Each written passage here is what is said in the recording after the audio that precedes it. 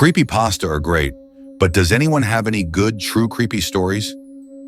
A few weeks ago, my girlfriend and I were sleeping together when I woke up to her saying, "What are you doing?"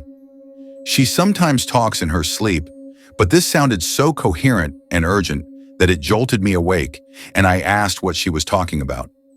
She then woke up and said she thought she saw someone at the end of the bed. Thinking it was just a dream or semi-awake hallucination, we thought nothing of it and went back to sleep. About an hour later, I woke up and saw someone standing on the bed with the sheets wrapped up and twisted to their neck. I didn't know what to do, but the first thing that came out of my mouth was, "What are you doing?" My girlfriend then woke me up. I had been dreaming the exact same thing that she did and said the exact same thing. I know it's the power of suggestion or whatever, but fuck that. When I was in 8th grade, I went on a school trip that was called the Louisiana Tour.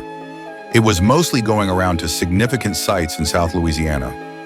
One of the places we went was Myrtle's Plantation, which is considered to be one of the most haunted places in the country. There are all kinds of stories about the place, but at one point we were standing in a room as a part of a larger group, and the tour guide was talking about something.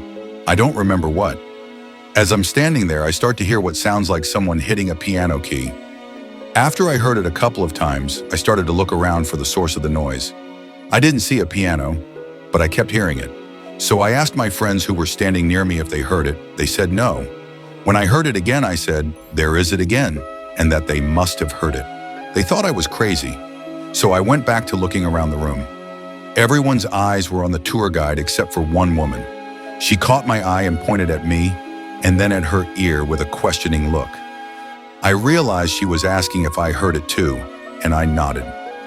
At this point, the tour guide starts telling a story about a soldier who had died there, and that he played the piano, and multiple guests had reported hearing him playing in the night. I honestly didn't know what to think. I guess I still don't. I talked to the woman as we were all leaving the room, and she had heard the exact same thing as me, but her husband and son had not heard it. This happened to a friend of mine. She told me about it a year or so ago. We'll call her Minji. Minji is in her late 20s and works as an English tutor in South Korea. One evening a few years ago, she was tutoring a high school boy. They were up studying pretty late, and the buses stopped running. Being a long way from his house, the boy asked if he could crash on her floor overnight and get the first bus the next morning.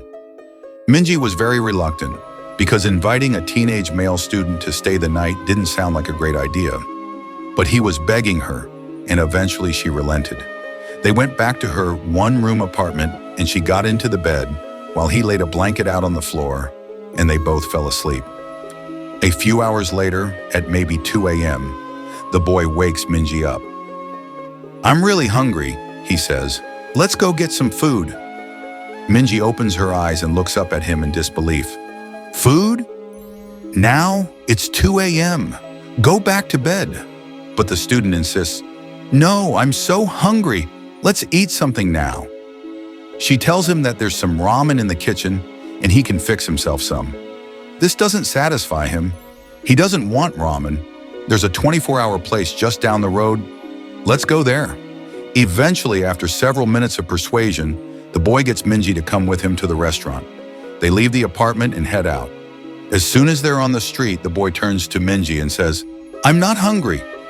I woke up in the middle of the night and looked under your bed. There's a man sleeping there."